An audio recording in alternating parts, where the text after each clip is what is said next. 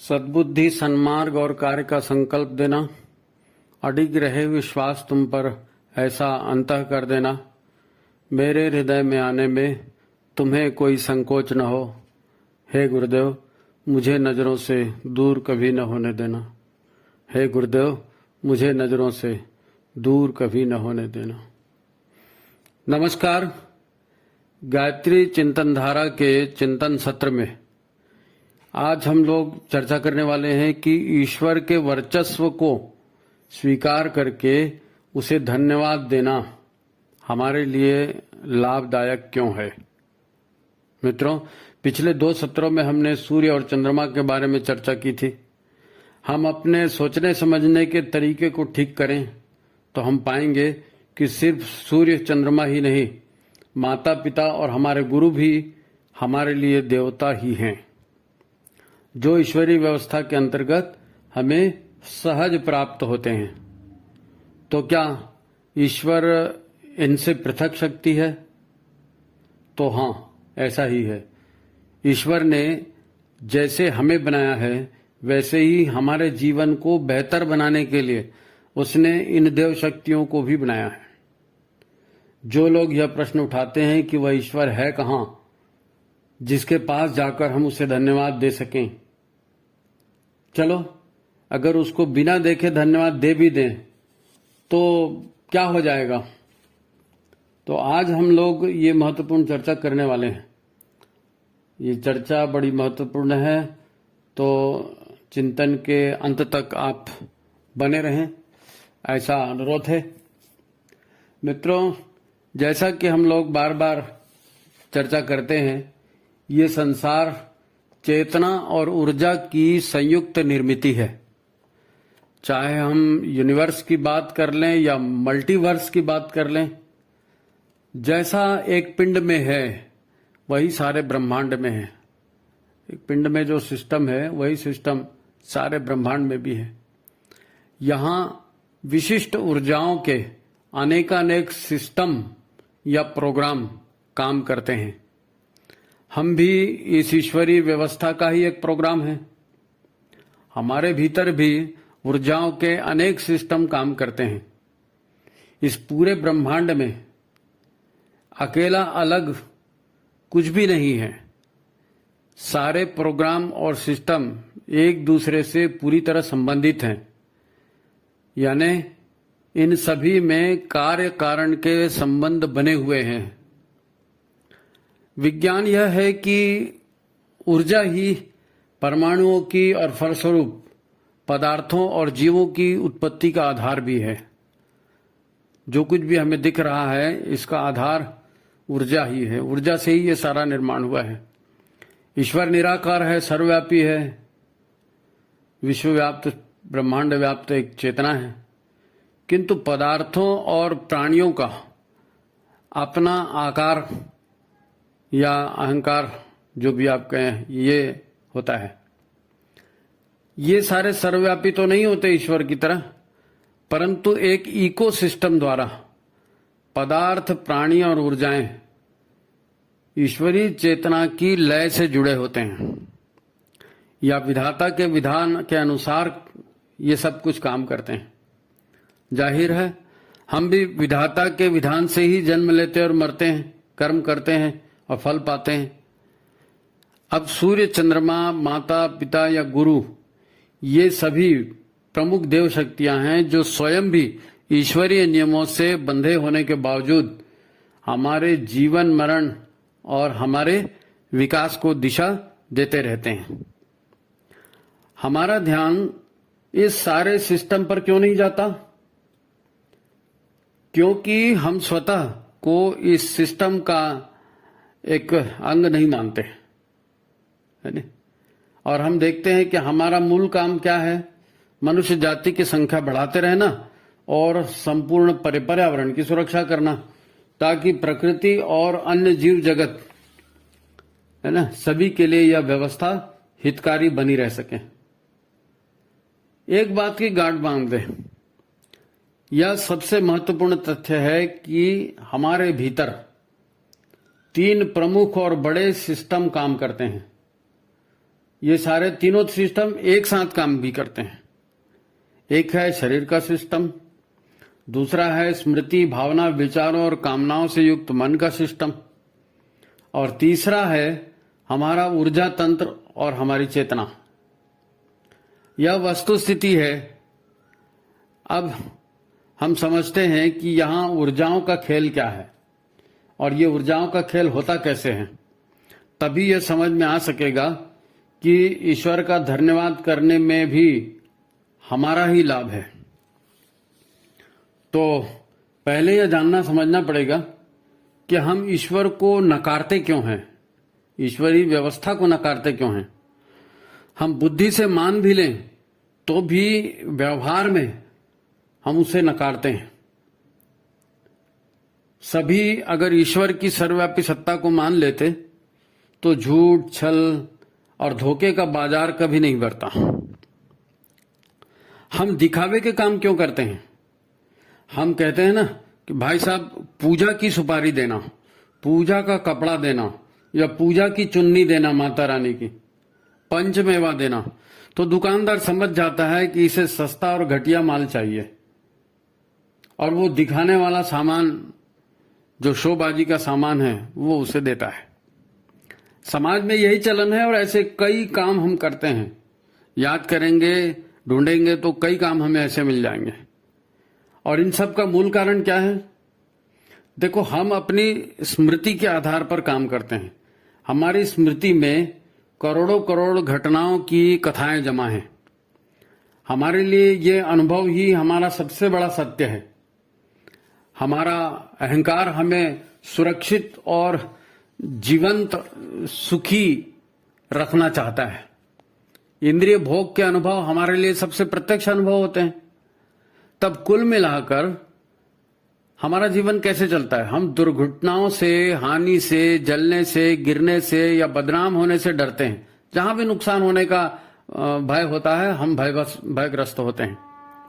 जहां ऐसे खतरे हों हमारा मन पहले ही उस काम के लिए ना कह देता है।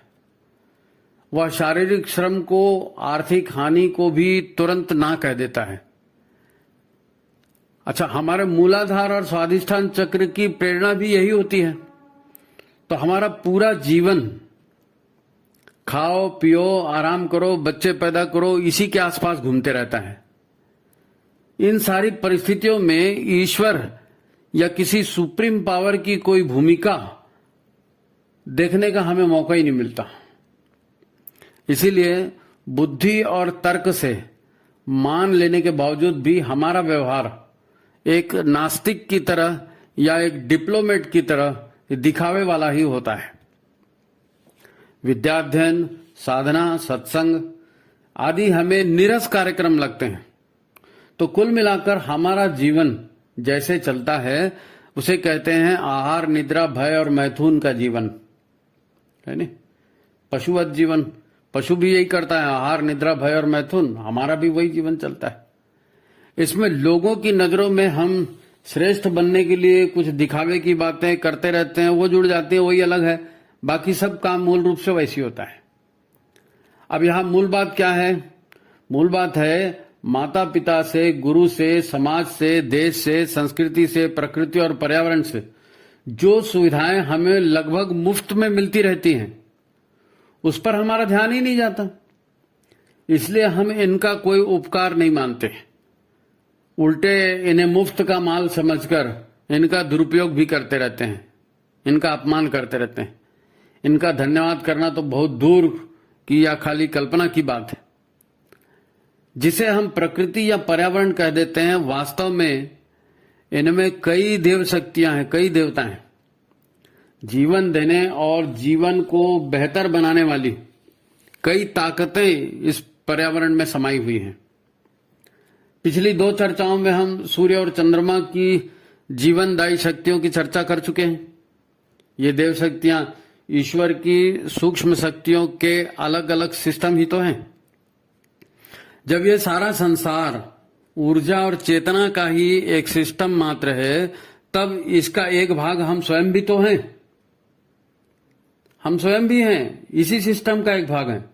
जैसे हमें जीवन से इतना कुछ मिलता है, तो हमें संसार को भी कुछ देना चाहिए ना। कोई देता है तब हमें मिलता है, और यही तो यज्ञ है। हम जीवन देते हैं तो जीवन पाते भी हैं। जब हम ईश्वरीय सिस्टम को मजबूत बनाते हैं तो यही सिस्टम हमें भी सहारा और सुविधा देता है। आपने हमारी संस्कृति के कुछ घोष वाक्य सुने होंगे, जैसे हमारे यहाँ बार बार कहा जाता है धर्मो रक्षति रक्षिता, यानी ये कि हम धर्म कर्तव्य में लगे रहेंगे और सिस्टम को यज्ञ रूप बनाए रखेंगे, लोकहित की भावना से काम करते रहेंगे, तो यही सिस्टम हमारे हित में भी काम करेगा और हमें भी सुरक्षित करेगा। धर्मो रक्षति रक्षिता इसीलिए कहा जाता है। आप धर्म की रक्षा करें, धर्म आपकी रक्षा करेगा। धर्म यानी कर्तव्य। इस संसार में कोई भी अकेला या अपनी मर्जी से नहीं चल सकता। उसे प्रकृति या विधाता के नियमों के अनुसार, प्रकृति या विधाता की सुरक्षा सुविधा में ही चलना पड़ता है।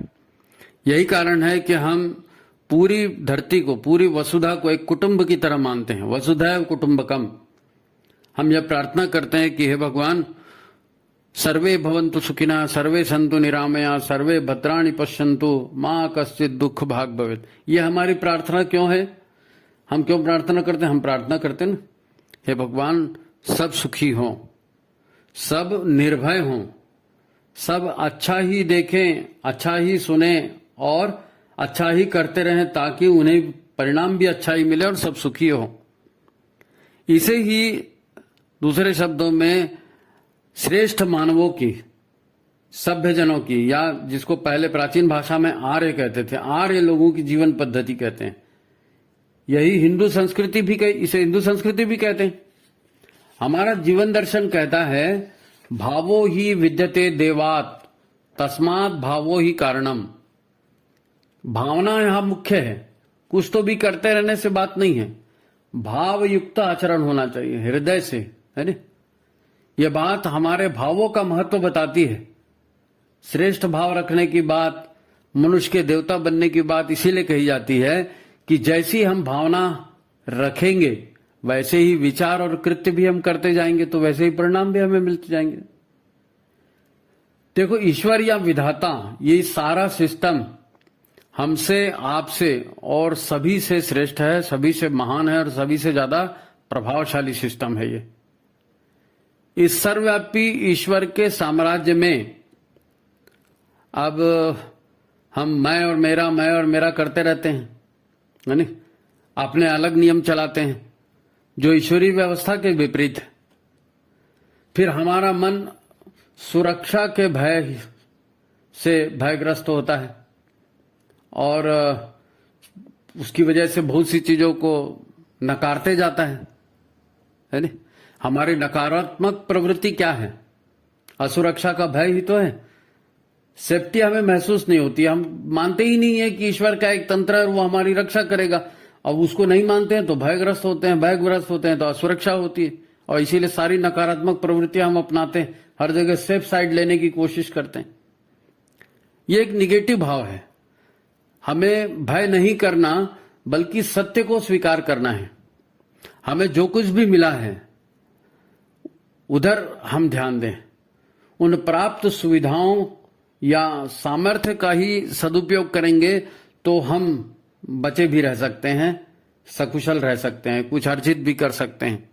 बस एक बार इस ईश्वरीय व्यवस्था पर, इस सत्य पर, स्वयं के अस्तित्व पर हमारा विश्वास जागना चाहिए, है ना। ये नकारात्मकता हमारी जानी चाहिए। देखो, प्रकृति ने जहां शेर को खूंखार पंजे दिए हैं तो हिरण और खरगोश को भी भागने के लायक बनाया है। उनमें सतर्क रहने का गुण दिया है ताकि उनके ऊपर कोई आक्रमण करें वो सतर्क भी रहें, भागकर अपनी जान भी बचा सकें। ईश्वर ने दोनों को व्यवस्था दी है। अब मनुष्य को प्रकृति ने शेर, भालू, हिरण या चील या गिद्ध जैसे गुण तो नहीं दिए, है ना। हम मछली के बच्चे की तरह पैदाइशी तैर तो नहीं सकते, परंतु हमें सुविकसित मस्तिष्क प्रकृति ने दिया है, शक्तिशाली मानसिक तंत्र हमें दिया है, जिससे हम इन पशुओं पर नियंत्रण भी पा सकते हैं। तब क्या अपने इन प्राप्त गुणों के लिए ईश्वर को धन्यवाद नहीं देना चाहिए हमें कि भाई हम उनके जैसे बलिष्ठ नहीं है, उनके जैसे चपल नहीं है, उनके जैसे तीव्र दृष्टि वाले नहीं है, फिर भी आपने हमें इतनी बढ़िया बुद्धि दी, हम इन पर राज कर रहे हैं, ईश्वर तेरा धन्यवाद। जो नहीं मिला है उसे देख देख कर रोना है और ईश्वर को कोसना है कि जो सामर्थ्य मिला है उसे, उस सामर्थ्य को और बढ़ाना है, उसका सदुपयोग करके अपने आप को उन्नत करना है। इसके बारे में सोचना पड़ेगा कि हमको क्या करना है, ईश्वर को कोसना है कि अपने आप को उन्नत करना है। अगर अपने आप को उन्नत करना है तो अपने लिए ये पॉजिटिविटी धारण करना पड़ेगा, यानी जो गुण मिले उनका विकास करना पड़ेगा। हमारा सिस्टम तो बड़ी लाइन खींचने की शिक्षा देता है। हमारे माता पिता गुरु, ये सूर्य चंद्र, ये सारी प्रकृति हमें ज्ञान देती है ना, हमें सुविधा देती है, साधन उपलब्ध कराती है। आज हम कपड़े पहनते हैं, गाड़ियों में घूम रहे हैं, वैज्ञानिक खोजों का लाभ उठा रहे हैं, तो इसीलिए कि संसार के गुणी लोगों ने हमें यह सुविधा उपलब्ध करा दी है। ईश्वर ने सामर्थ्य और अकल दे दी है, परिवार ने ही हमें कितना दिया है। देखो, जब हमारा जन्म हुआ तो हम तो छोटे से मांस के लोथड़े जैसे थे, हैं? 18-20 वर्ष के गबरू जवान होते तक प्रकृति और परिवार ने हमें कितना कुछ दिया है, हमें सामर्थ्यशाली बनाया है। यह ईश्वर की बनाई व्यवस्था से हुआ है, यही सच है। जो मिला है उधर भी तो ध्यान दो भाई, है ना। जो नहीं मिला है उसके लिए रोते हैं। विधाता को समझना चाहिए, विधाता का विधान क्या है ना। विधाता के विधान का उपकार हम कैसे भूल सकते हैं। यदि हम ध्यान देंगे तो देखेंगे सब कुछ तो उसी का दिया हुआ है। आप देखेंगे तपती गर्मी के बाद वर्षा और शीत ऋतु आती है, कड़कती शीत के बाद आराम देने वाली गर्मी आती है जो हमें ठंड से बचाती है। समुद्र का खारा पानी हजारों किलोमीटर दूर हमें पहुंचाने वाली प्रकृति ही है, वो भी खारे पानी को मीठा पानी बनाकर हमें देती है। और फिर यही मिट्टी उस पानी को हमारे लिए सुरक्षित रखती है। पेड़ पौधे ये सब हमें ऑक्सीजन देते हैं, आहार देते हैं, तब कहीं जाकर हम जिंदा रह पाते हैं। और सोफे में बैठकर मजे से टीवी देखते हैं, गैस में खाना बनाते हैं, खिड़की खोल देते हैं तो हवा आती है, रोशनी आती है मुफ्त में। इन सब के लिए ईश्वर को आप धन्यवाद भी नहीं दे सकते जी। मानना चाहिए, जो बड़ा है, जो देने वाला है, उसका उपकार मानने से हमारे अंतःकरण का परिष्कार होता है, हमें सुपात्रता प्राप्त होती है, हमें और भी सहज बुद्धि, सहज सफलता मिलती है। वास्तव में हमारी लड़ाई हमारे अपने अहंकार से ही है। इसी से हमारी मति मारी जाती है, अहंकार की वजह से। भय और नकारात्मक भावों को तो हम पालते रहते हैं, परंतु सत्य को जानने का प्रयत्न नहीं करते। और सत्य यही है कि नकारात्मकता और भय हमें कमजोर और दुखी बनाता है, जबकि सकारात्मकता से हमें साहस, परिश्रम पूर्वक कार्य करने की प्रेरणा मिलती है।